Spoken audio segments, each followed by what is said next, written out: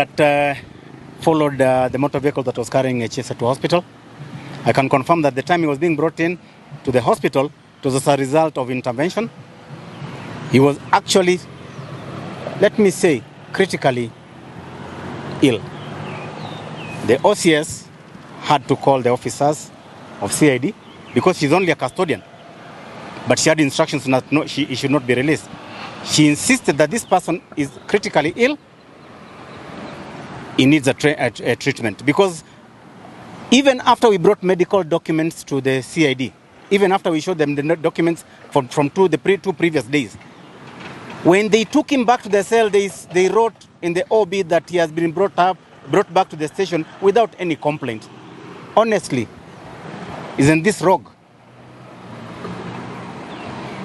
Be as it may, he has been brought in. He is critical. He's been checked on. Tests are being conducted. He's actually bleeding quite a lot from the wound. We as lawyers cannot say much about the condition. All that we know is that he's totally unwell. But this brings us to a very simple thing. And this I must keep on asking. When a complainant has been turned into an accused person or a criminal, we need to start asking questions again, whether our system is working properly or our system is being influenced. Is it being influenced? Yes. Why? When somebody comes and tells you he has used 240 million shillings because he has been extorted, the question would be, what had he done that was so crucial, that was so bad, that was so negative, that he had to get 240 million to cover up? That is a serious question. What was he hiding? If then it is not true, why is he giving false information? 240 million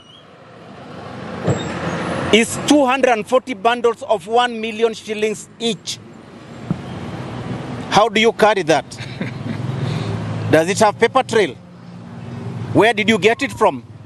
Can you be able to prove?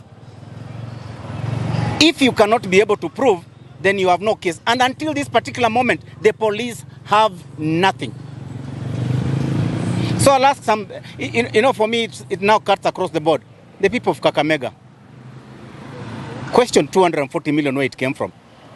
Pesa yetu. And find out whether your state of development, are you developing or 240 million shillings is missing? Are you a God-fearing community? Because now you are being the butt of the jokes. Muna uchawi, muna uganga, muna fertilizer mbaya, kila kitu is coming out. So the question would be, are you a fearing nation that fears God? If so, are you having a governor that fears God? Kama yeye anaendanga kwa uganga, then you have a problem. Mimi naona ni kama itahitaji murudi by election.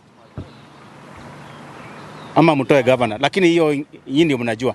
But in the meantime, Baraza needs to answer questions, and they are not few, they are many, and they are not small, they are critical, they are crucial.